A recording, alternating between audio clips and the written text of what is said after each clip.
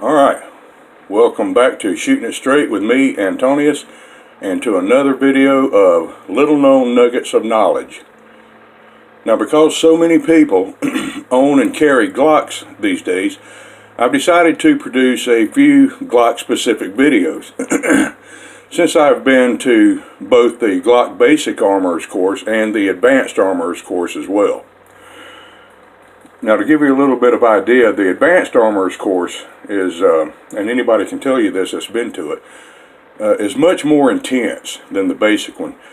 Now, Glock wants the attendee to wait 2 years after completing the basic course before attending the advanced course.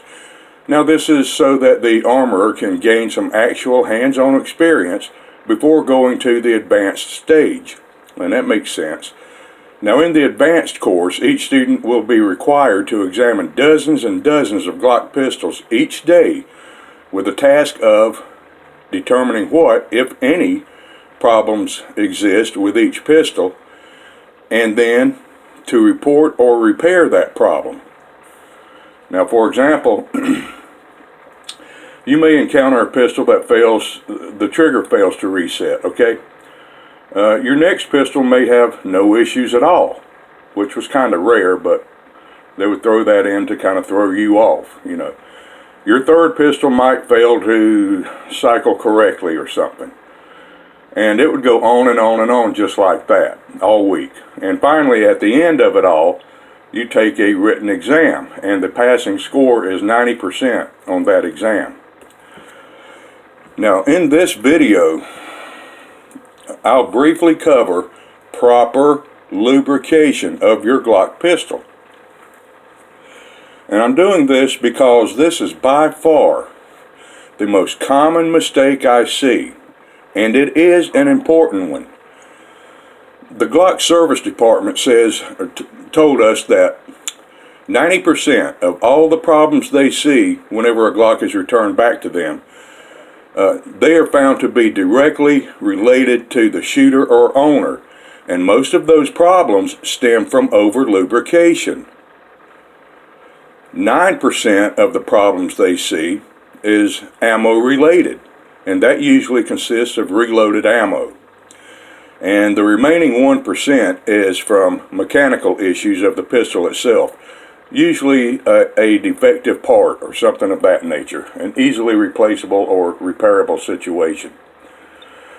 Now, I realize that there are literally hundreds of videos that claim to properly clean and lubricate Glocks. It seems like every YouTube gun channel has a segment on this, and I've watched most of them. And I have to say that I don't think I've seen one video that has lubricated the pistol in the methods that Glock actually recommends. So I'm going to do that now, right here. And I'll bet money that you'll be surprised. Now, by the way, although this procedure is directly from Glock themselves, it is also the same procedures generally recommended by most other handgun manufacturers as well.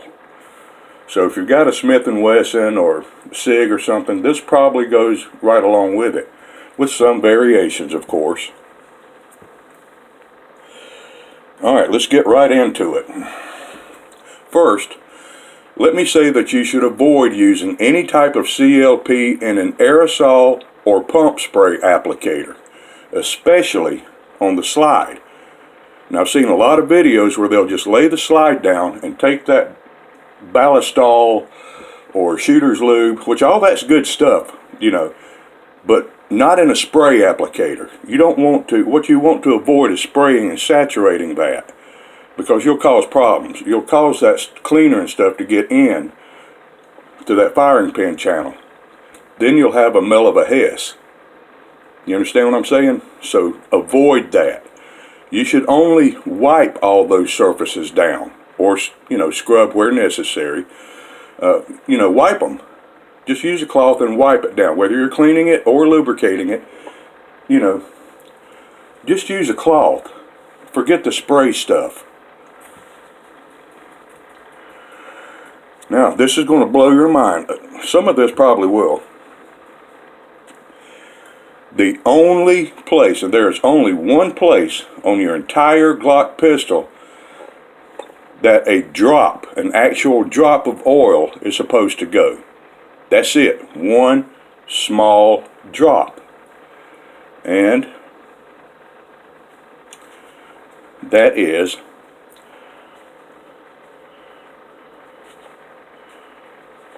right, well, it's hard to see here, but that is right back here where your trigger bar, the tail of your trigger bar, comes in contact with your connector back here. One tiny drop. That's it. No more drops anywhere on this pistol at all. Okay? There's no other places that a drop of oil should go. Not on the rail cuts. Alright? Not on the barrel or anything else. And here's another little surprising fact that I guarantee you didn't know. That little tiny small drop right there on the connector and trigger bar, it is not to prevent wear. It's simply there to keep the trigger pull feeling smooth. Nothing more. Actually, that oil just gathers and holds fouling right in that location. So, you know, personally, I've never lubricated it, and I've never had a problem.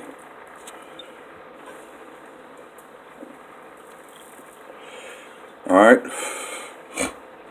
now, per Glock, and just about all other gun makers as well, gun oil, or a CLP is to be used. Alright? Not motor oil, not grease, not cooking oil, not dry lubricants, but gun oil or a CLP, which is applied to either a patch, a cleaning patch, okay, or to a cloth, a microfiber cloth, a few drops. Alright? That's how you do that. You put that oil on that cleaning patch or that piece of cloth, and then you rub it in. Okay? You just rub it in just like that. You don't start putting drops and start drizzling. You put it on a patch or a cloth and you rub it. Okay? That is it. That's it. Okay? That's it. Now, once you've done that, take a cloth, a clean cloth, and just quickly, lightly knock it off. Wipe it off. Alright? That still leaves a microfilm of lubrication, which is all you need. Do not drop or drizzle oil anywhere. And you see this all the time. Well, we'll drop it right here and then we'll take our finger and smear it. Do not do that. That's over lubrication. Okay? Surprised, aren't you? Alright, you shouldn't be putting drops of oil directly on your gun anywhere. Put the drops directly on a patch or a cloth. Then rub it in. Then turn the cloth around and lightly, just lightly wipe it off. Okay? You don't want a wet gun. That's a sure way to destroy your gun eventually. Alright, now,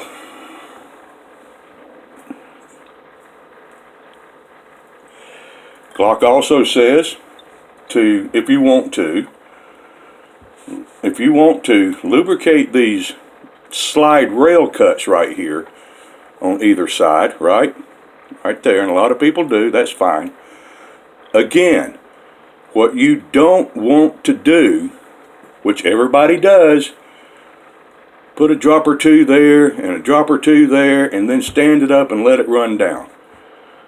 Once again, that's over lubrication. That is not how Glock recommends you do it. They say take one drop of oil and spread it down each rail. Now how do you do that? Well, you do it with a Q-tip. You flatten one tip down like that, and you put a drop here, and I usually flip it over and put a second drop right there. Okay, I cheat. One drop here, one drop there. That's it. And I put it right in that rail cut, and I go twice here and twice there on that rail cut.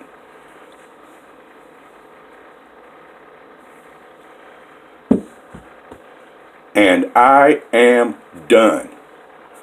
That is all the lubrication your Glock needs. Okay?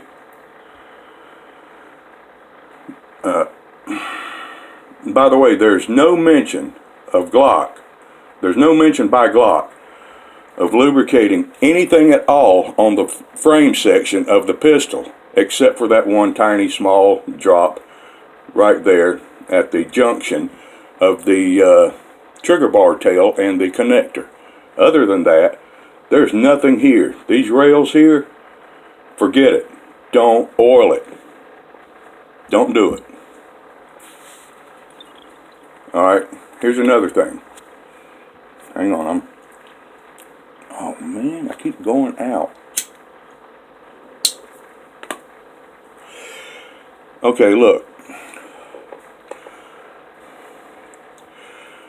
Don't lubricate the bore of your barrel. You're just adding to the over lubrication problem. There's absolutely no need to put oil in the bore unless the pistol is going to be stored for an extended period of time.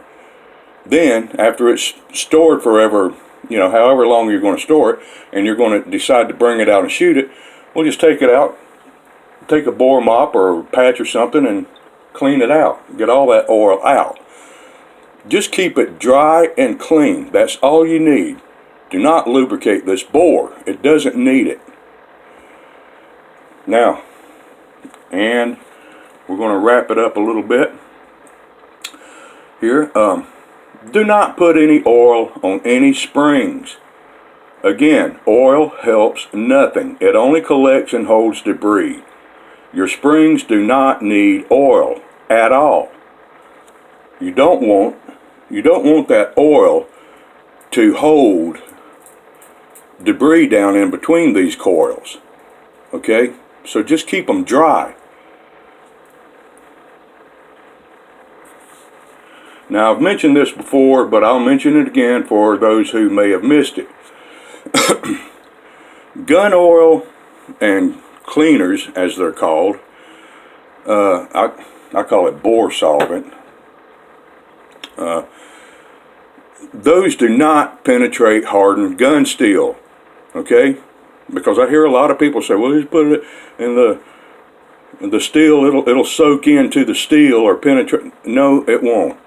It won't do it, okay? First of all, steel doesn't have pores. It's made up of compressed crystals. Secondly, gun steel goes through several hardening processes, one of which is ferritic nitrocarburizing, okay? Now, in addition to hardening the steel through that nitrocarburizing process, that process is designed to also seal out and prevent any moisture from penetrating it. So your gun oil will just stay on the surface. It will not penetrate.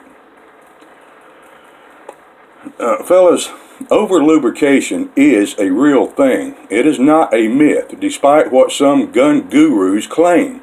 It does cause problems. Glock verifies it. Now, there's very clear evidence of that. Excessive oil migrates due to gravity. Oil can migrate into the firing pin channel from 3 different areas, often bringing debris with it, which creates a vacuum. That vacuum inside of that firing pin channel, in turn, creates a hydraulic resistance for that firing pin, which slows the firing pin down enough to cause a light primer strike, or a dud. Alright? This is precisely why I shudder every time I watch a cleaning video where the host uses one of those aerosol or pump spray cleaners like Ballistol or Shooter's Lube to completely saturate the entire slide with it. That kind of thing will guarantee contamination in your firing pin channel. Migrating oil or cleaner also can very easily and quite often get onto the lips of your magazine, which will cause a stovepipe malfunction because the cartridge has prematurely slipped out of the magazine lips. These lips are designed to have a certain frictional coefficient in order to retain the cartridge, and they lose that friction when oil is introduced. Alright, so never lubricate any part of your magazine for any reason. In addition to that, fouling is comprised of abrasive elements such as primer compounds, graphite, and unburnt powder charge, or charge powders, all of which can eventually cause wear on the components of your gun.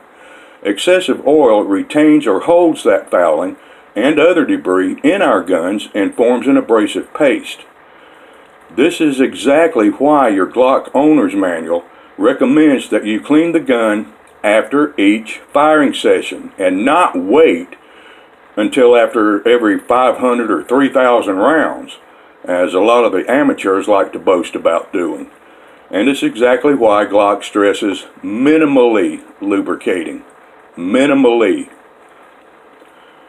So, okay fellas, well that's it for this session. Watch for upcoming episodes like this on more Glock stuff.